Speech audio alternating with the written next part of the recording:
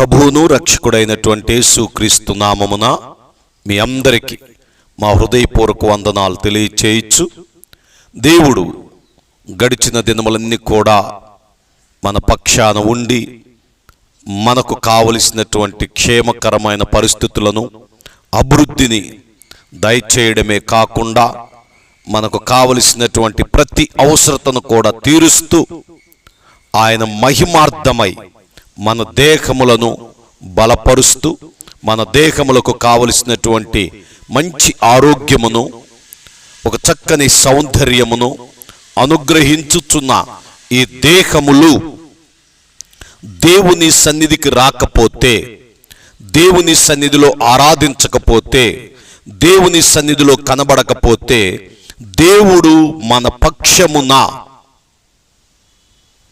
బాధ నొందుతాడు. గమనించండి, పరిశుద్ధ గ్రంథములో మనం చూసినట్లయితే భూమి మీద దేవుని సన్నిధిలో మనుషులు చెడిపోయిరి అనేటువంటి మాటను బట్టి దేవుడు గొప్ప జలప్రళయమును తీసుకుని వచ్చి ప్రజలందరినీ కూడా నాశనము చేసినట్లు మనము చూస్తూ ఉన్నాం. దేవుని సన్నిధిని నీవు కనబడకపోతే, దేవుని సన్నిధిలో మీరు ఆయనను ఆరాధించకపోతే దేవుడు మీ పక్షమున చేయవలసినటువంటి కార్యములను చేయడు అని దేవుని సేవకునిగా నిర్భయముగా చెప్పుచూ ఉన్నాను. ఎందుకంటే దేవుడు మనకిచ్చినటువంటి ఒక శ్రేష్టమైనటువంటి జీవితాన్ని బట్టి సంతోషిస్తూ ఆయనను ఆరాధించవలసినటువంటి ఆజ్ఞ కూడా ఆయన మనకిచ్చి ఉన్నాడు. అది మర్చిపోబాకండి. ఏదో దేవుడు దీవిస్తున్నాడు, ఆశీర్వదిస్తున్నాడు, అవసరతలు తీరుస్తున్నాడు, చాలా బాగున్నాను అనుకుంటూ చాలామంది దేవునికి దూరం అయిపోతూ ఉన్నారు. అందుకే నీ జీవితంలో అభివృద్ధి అనేటువంటిది కనబడటం లేదు.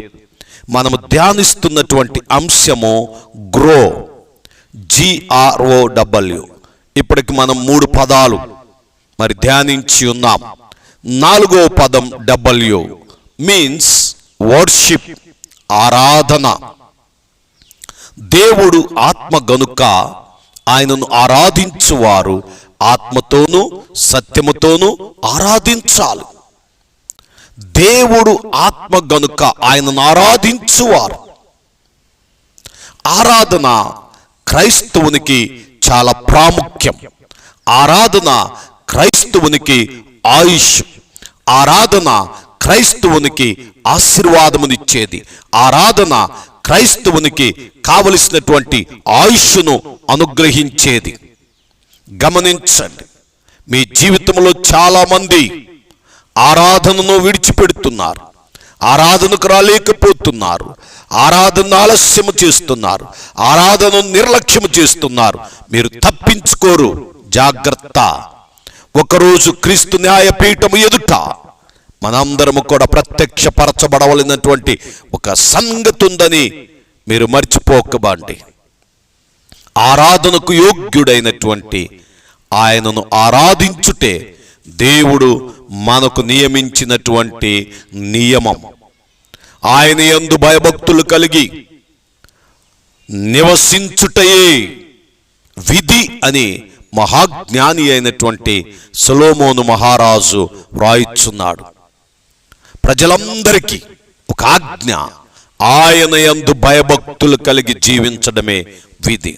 కనుక నా ప్రియ సహోదరి సహోదరుడా, ఈ ఉదయకాలమున ఈ మాటలు వినుచున్న మీ జీవితంలో దేవుణ్ణి ఆరాధించుట అనేటువంటిది రోజు మనం ధ్యానించుదాం.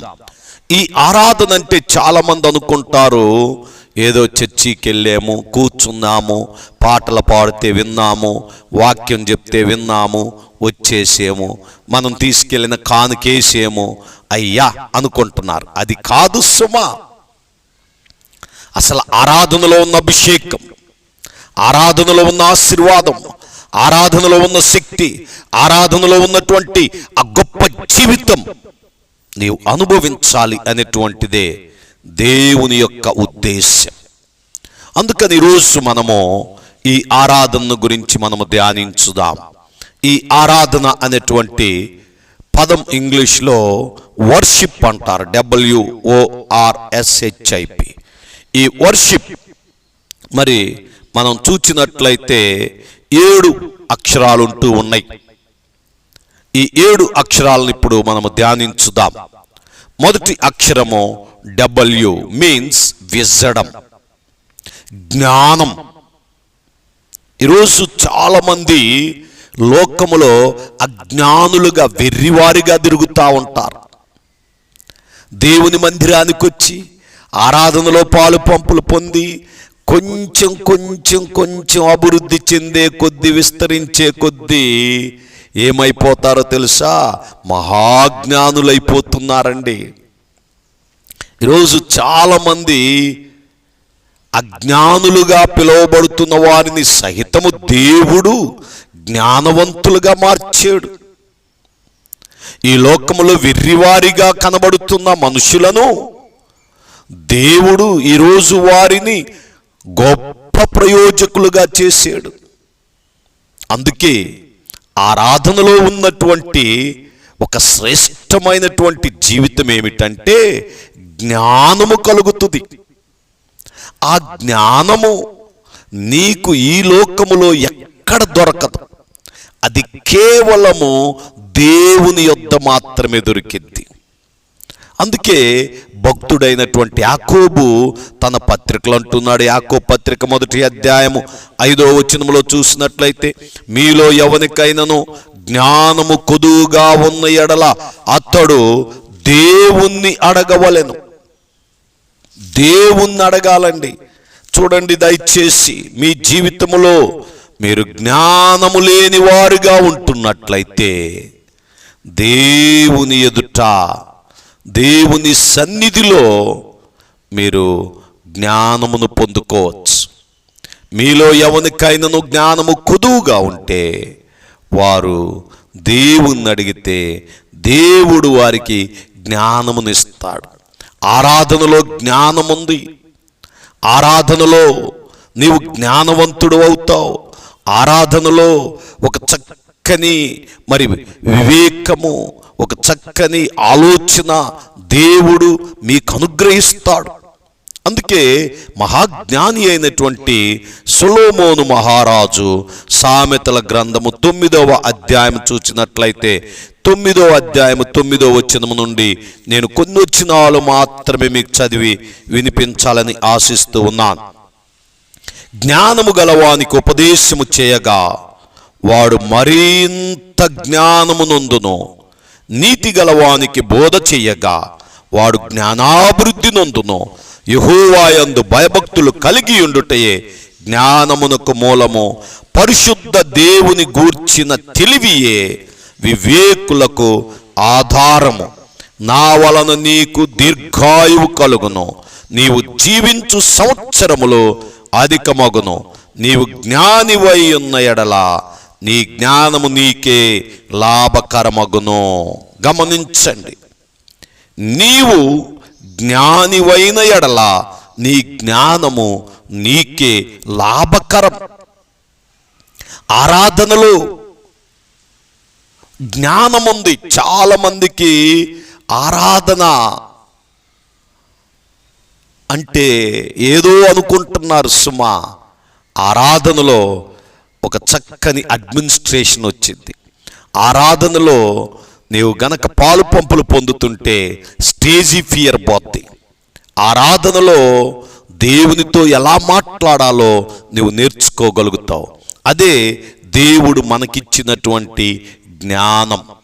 అలాగే 2వ పదము చూచినట్లయితే ఓ మీన్స్ ఓవర్కమ్, అధిగమించడం. నీ ఎదుట శత్రు సైన్యమున్నా, నీ ఎదుట నీవు జయించలేనిదున్నా, నీ ఎదుట నీవు ఎదుర్కోలేనిదున్నా, నీవు ఆరాధన చేస్తే చాలు, దేవుడే వాటన్నిటినీ పటాపంచలు చేసేస్తాడు.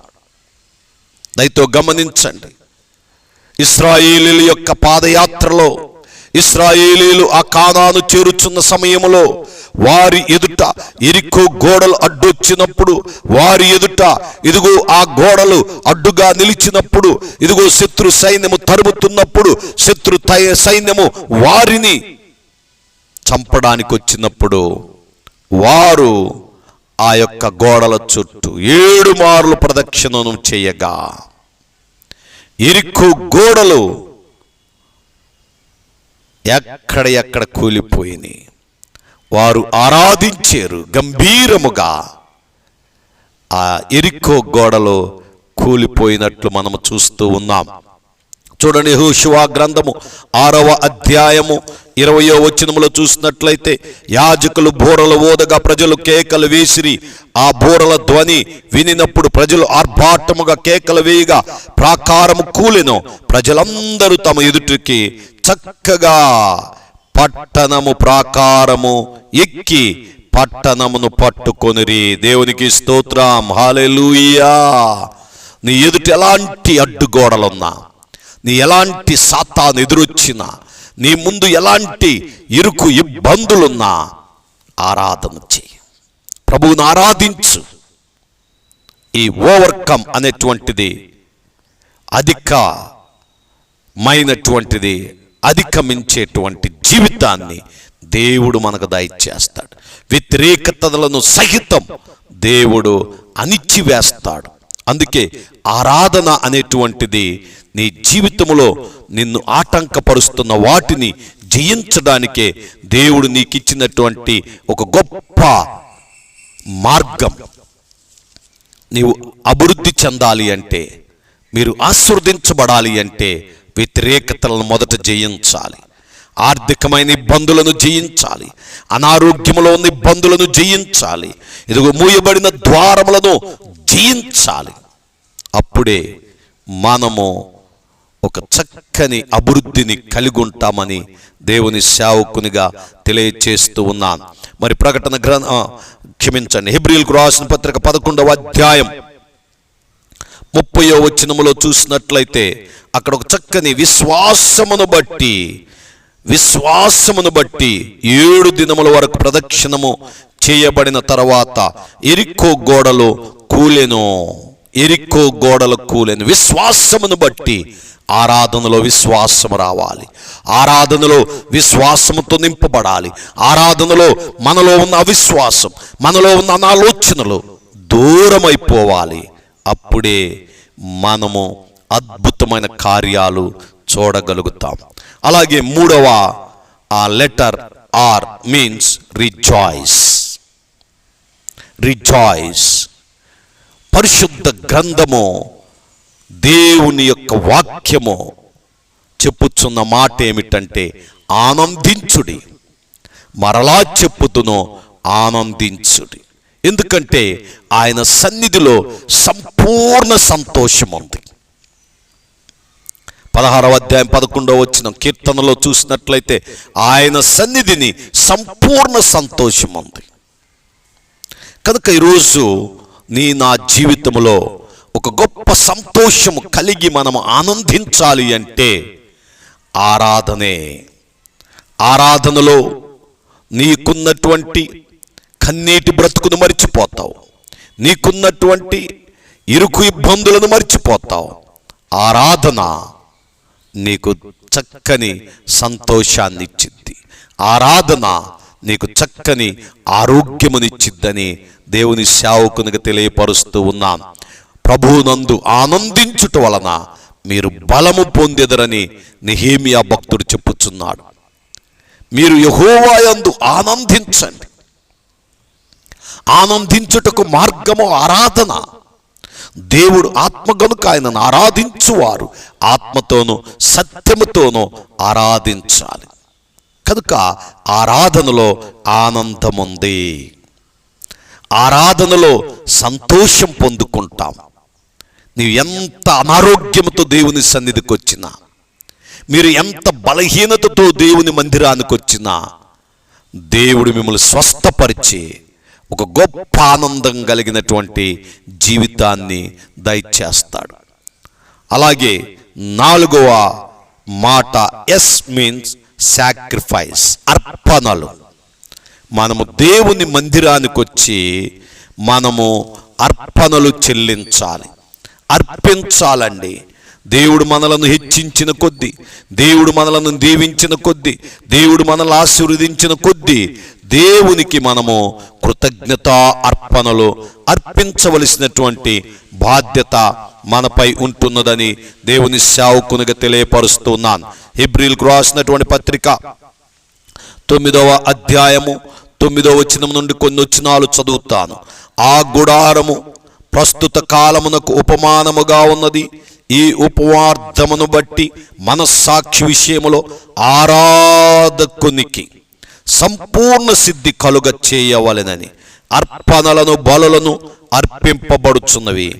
ఇవి దిద్దుబాటు జరుగు కాలము వచ్చు వరకు విధింపబడి అన్నపానములతోనూ నానా విధములైన ప్రక్షాళనతోనూ పలు రీతులుగా పంపబడిన శరీరాచారము మాత్రమై ఉన్నది.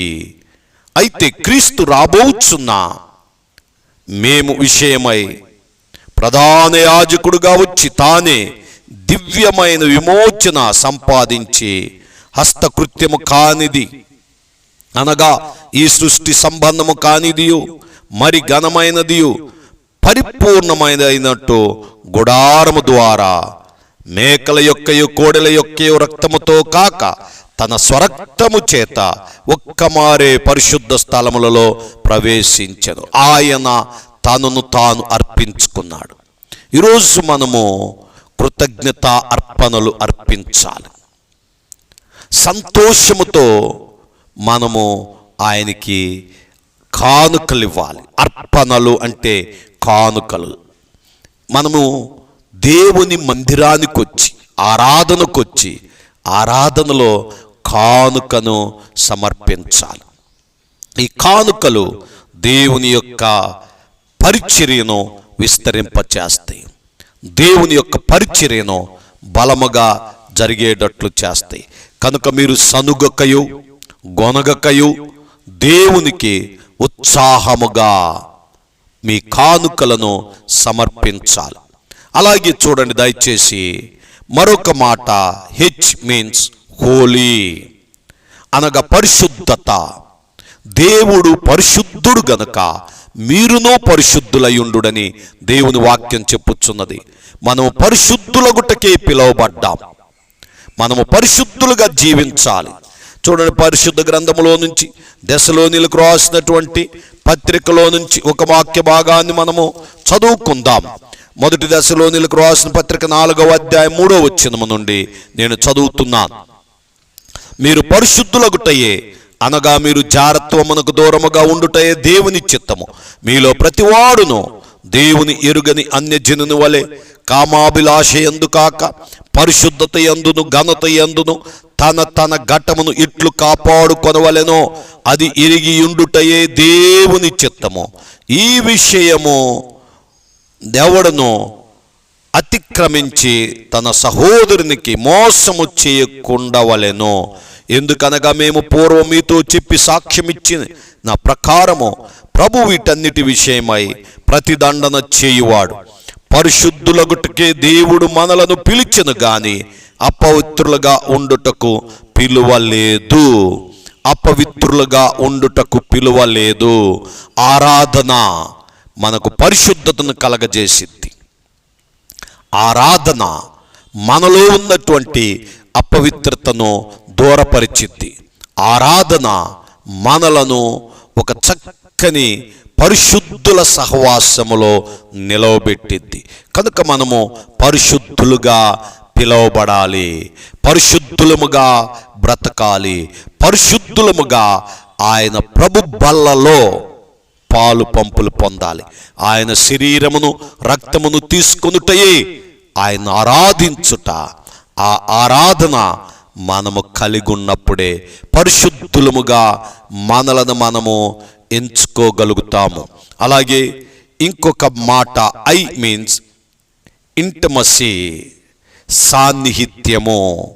దేవునితో సహవాసము చేసిన ఎడల మీకు మేలు అని యోబు భక్తుడు తన యొక్క గ్రంథములో రాస్తూ ఉన్నాడు. ఎందుకంటే దేవునితో సహవాసము చెయ్యాలి అంటే ఆరాధన ప్రాముఖ్యమైనది. ఎందరైతే ఆరాధనలో పాలు పంపులు పొందుతారో వారందరూ కూడా దేవునితో సాన్నిహిత్యాన్ని పెంచుకుంటారు. ఇంటిమసీ విత్ గాడ్, దేవునితో సాన్నిహిత్యము అనేది చాలా ప్రాముఖ్యమైనది, శ్రేష్టమైనది. మీరు ఎవరితోనైనా సాన్నిహిత్యంగా ఉంటే ఏదో ఒక రోజు మీ ఇద్దరి మధ్య భేదములు కలుగుతాయి, మరి ఏదో ఒక రోజు మీ ఇద్దరి మధ్య గొడవలు వస్తాయి. కానీ దేవునితో సాన్నిహిత్యము చేసిన ఎడల దేవునికి మీకును ఎంతో అద్భుతమైన జీవితము కలుగుతుంది. యోబు జీవితంలో ఆ సాన్నిహిత్యాన్ని గమనించాడు. యోబు దేవునితో సాన్నిహిత్యము చేయటం వలన తన జీవితములో కలిగిన శోధనలో జయమొచ్చింది, తన జీవితములో కలిగినటువంటి శ్రమల నుండి విడుదల వచ్చింది, తన జీవితములో కలిగినటువంటి రోగము నుండి స్వస్థత వచ్చింది. ఈరోజు నీవు నేను కూడా ఆయనతో సాన్నిహిత్యము చేయటం వలన దేవుడు మనకు ఒక చక్కని జీవితాన్ని కలగజేస్తాడు. మనకు మేలే కాదండి, ఆయనతో సహవాసము చేసిన ఎడల మేలు అదే రకముగా మీకు ఆశీర్వాదము. కనుక దేవునితో సహవాసము ఎంతో శ్రేష్టమైనటువంటిదని దేవుని సేవకునిగా తెలియపరుస్తూ ఉన్నాను. చూడండి ఒక్కసారి యోబు గ్రంథములో నుంచి, యోబు గ్రంథము 22వ అధ్యాయము 21వ వచనాన్ని నేను మీ నిమిత్తమై చదువుతూ ఉన్నాను.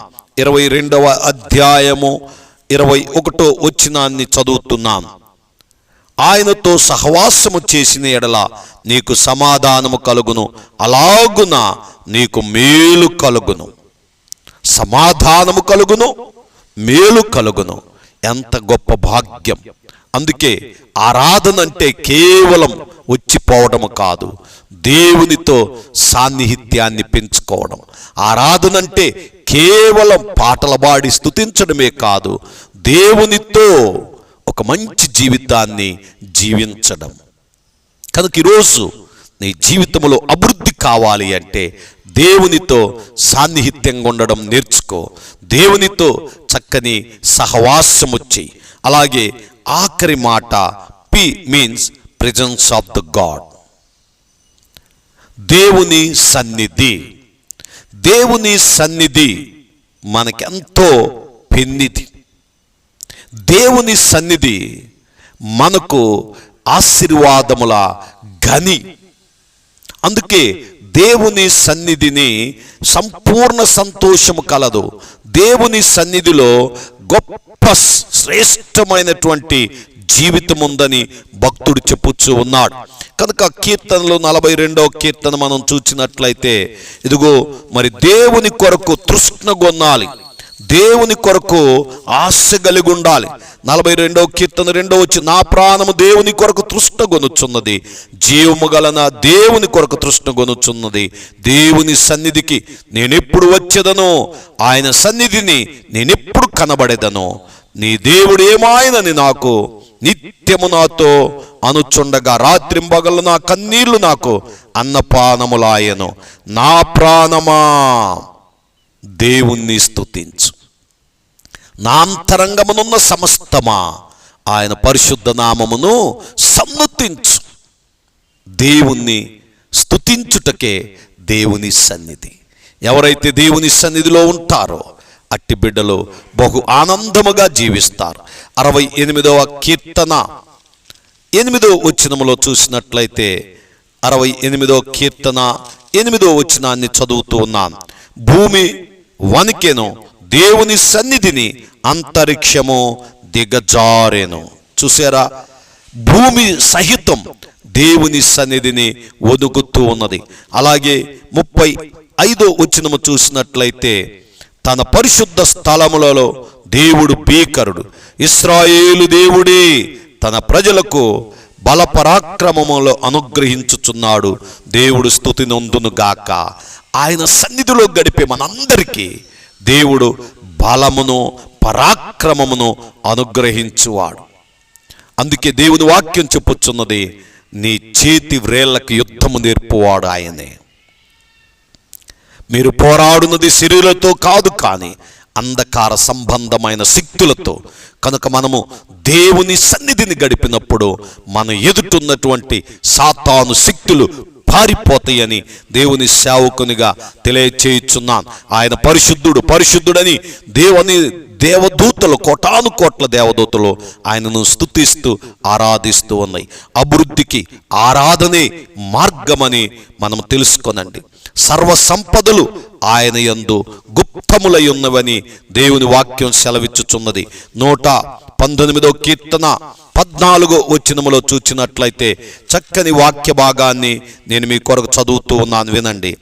సర్వ సంపదలు దొరికినట్లు నీ శాసనముల మార్గమును బట్టి నేను సంతోషించుచున్నాను. సర్వ సంపదలు దొరికినట్లు అనగా నీ అభివృద్ధికి కావలసినటువంటి సర్వ సంపదలు దేవుని సన్నిధి ఉన్నాయి.